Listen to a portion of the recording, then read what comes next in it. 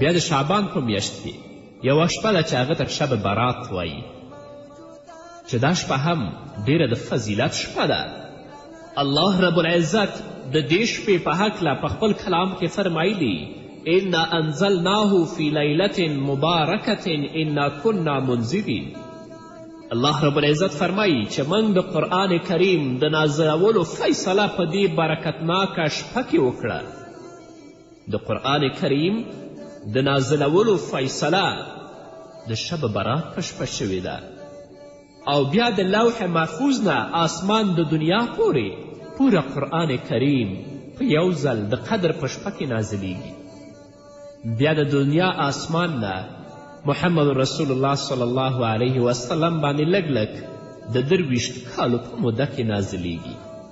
او د الله کلام خو داسې کلام دی چې د دې سره د چا مینه او د چا تعلق پیدا شه، هغومره به الله رب العزت د دې انسان مرتبه، مقام او د عزت به اوچتوي. نو د قرآن کریم د نازلولو فیصله الله رب العزت د برات په شپه کې کړې. محمد رسول الله صلی الله علیه وسلم په خپلو ویناوو کې د برات د شپې ډیر فضائل بیان کړي دي. په یو حدیث کې رسول الله صلی الله علیه وسلم فرمایي چې په دې برکتناکه شپه کې الله رب العزت د دنیا آسمان ته نزول فرمایي. هلته یوه قبیله وه په نامه د بنو کلب چې هغو به ډیر حیوانات او ډیر څاروي ول.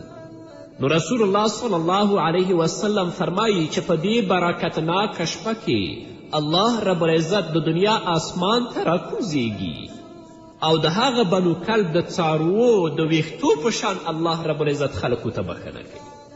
د هغو د ویښتو د شمیر نه هم زیات الله رب العزت د ګنهګارو مغفرت او بخښنه کوي. هسې خو هره شپه الله رب العزت خپل رحمتونه د دنیا آسمان باندې نازلوي، خو په باقي شپو کې د شپې صرف په آخري حصه کې الله پاک رحمت نازلوي. او د دې شپې خصوصیت دا ده، یعنی د شب برات، چې په دې شپه کې د لمر پریوتلو نه فورا چې کله لمر پریوځي د دې نه پس د الله رحمت آسماني دنیا باندې نازلیږي. نورو شپو کې هم د الله رحمت شته، خو هغه د شپې په آخري حصه کې دی. خو په شب برات کې چې کله لمر پریوځي نو د الله رب العزت د رحمتونو نزول شروع شي او آواز کوي الله هل من مسترزق فارزقه. آواز کوي چې آیا کم مستغفر شته چې هغه د خپلو ګناهونو بخښنه غواړي چې زه هغه ته بخښنه وکړم. آواز کوي چې آیا څوک شته چې طلب د رزق او د روزي کوي چې زه هغه ته رزق و روزي ورکم.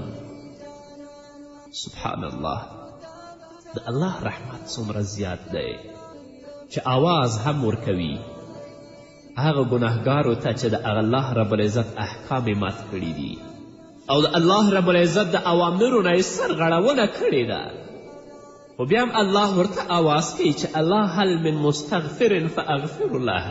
کم بخونکی شته چې زه هغه ته بخښنه وکړم. په دنیا کې تاسو ګورئ کمه کشر چې د یو مشر نافرمانی کوي نو چې هغه مشر ته ورځي د هغه دروازې ته ورځي یریږي، شرمیږي، رپیږي. نافرمانه زوی چې د پلار دروازې ته ورځي نو شرمیږي او ایریږي. نافرمانه زوی چې د پلار دروازې ته ورځي نو شرمیږي او ایریږي. نافرمانه شاګرد چې د استاد دروازې ته ورځي نو شرمیږي او ایریږي. نافرمانه مرید چې د پیر دروازې ته ورځي نو شرمیږي او ایریږي. د دنیا قانون دا دی چې کله یو کشر د مشر نافرمانی وکړي نو هغه دې ته نه تیاریږي چې د هغه مشر دروازې ته ورشي. د دې وجې نه هم یو ګنهګاره بنده چې د الله د اوامرو نه یې سرغړونه کړي هغه به هم په دې باندې شرم کوي چې زه د خپل رب دروازې ته نه ورځم یا د هغه نه د ایره محسوسه کړي.